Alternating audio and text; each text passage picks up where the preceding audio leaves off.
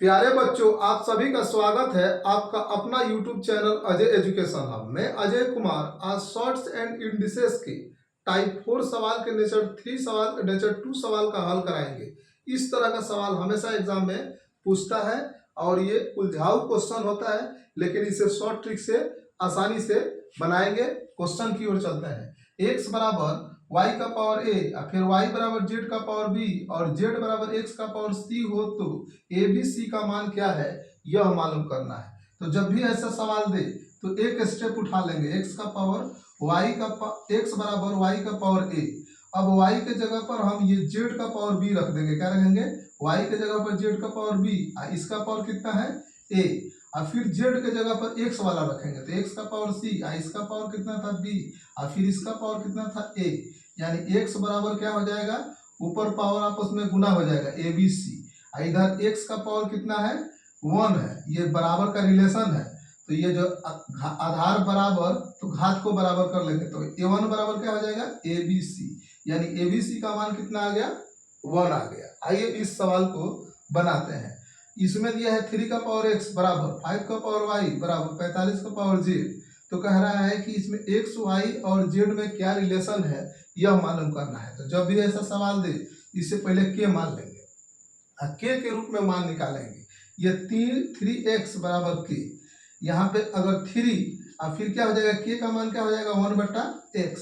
उसी तरह अगर 5 का मान निकालेंगे तो k ये क्या हो जाएगा, उधर जाकर k पर पावर चढ़ जाएगा कितना 1/y, और 45 का निकालेंगे तो क्या हो जाएगा k का पावर 1/z। अब इसको हम कर सकते हैं 3 का स्क्वायर गुने 5 बराबर 45।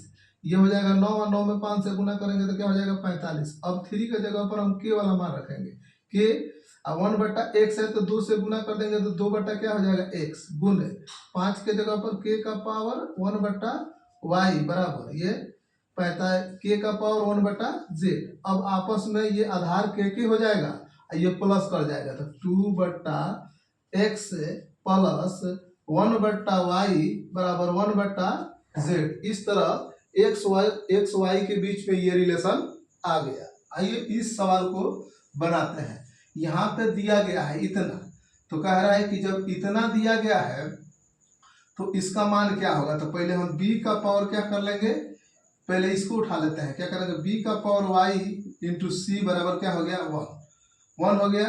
तो अगर हम इसे c के रूप में लिखें तो 1/c कर ले, अगर इसे इधर भेजेंगे तो 1/c। अगर b का मान निकालेंगे तो b ये क्या हो जाएगा c का पावर -1 और नीचे ये कितना चल जाएगा y हो गया, ये y हो गया।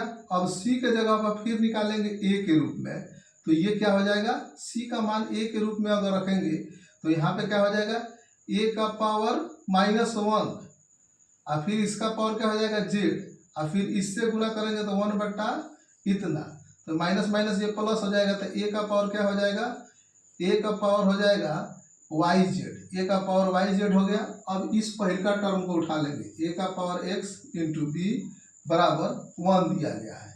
क्या दिया गया है 1। यहाँ पे b का मान कितना आ गया, b का मान कितना आ गया, a का पावर x इंटू a का पावर yz बराबर यहाँ पे 1 है। 1 का पावर 1 का मतलब a का पावर 0 तो 1। अब ये प्लस कर जाएगा a प्लस तो x बराबर क्या हो जाएगा x Y Z plus 1/xyz बराबर क्या हो जाएगा 0। यह उधर चला जाएगा, यह एक्स वाई ये हो जाएगा कितना एक्स वाई, यहाँ पे एक्स वाई जेड तो यह चल जाएगा एक्स वाई जेड बराबर क्या हो जाएगा ये 0 हो जाएगा। कितना हो जाएगा 0, तो यहाँ पे ये माइनस में हो जाएगा एक्स वाई जेड बराबर क्या हो जाएगा -1। अब -1 का क्यूब करेंगे तो क्या हो जाएगा -1 ही हो जाएगा। आइए इस सवाल को बताते हैं। इसमें भी क्या मान लेंगे k मान लेंगे और 2 का मान निकालेंगे तो क्या हो जाएगा k के रूप में k का पावर 1/x। 3 का मान निकालेंगे तो k के रूप में 1/y। अगर 6 का मान निकालेंगे तो k के रूप में क्या हो जाएगा 1/-z। अब क्या कर लेंगे 2 गुने 3 बराबर 6, इसी को मान पुट कर लेंगे तो k का पावर 1/x गुने k का पावर 1/y बराबर k का पावर -1/z। k जुट जाएगा इधर दोनों के बराबर हो जाएगा तो ऊपर एक बराबर कर दो, 1/x प्लस 1/y। आई का हो जाएगा, ये इधर आ जाएगा तो 1 प्लस में हो जाएगा, माइनस में तो इधर आ जाएगा तो z 1/z बराबर 0। इस तरह चारों सवाल का हल हो गया। आशा करते हैं कि समझ में आया होगा।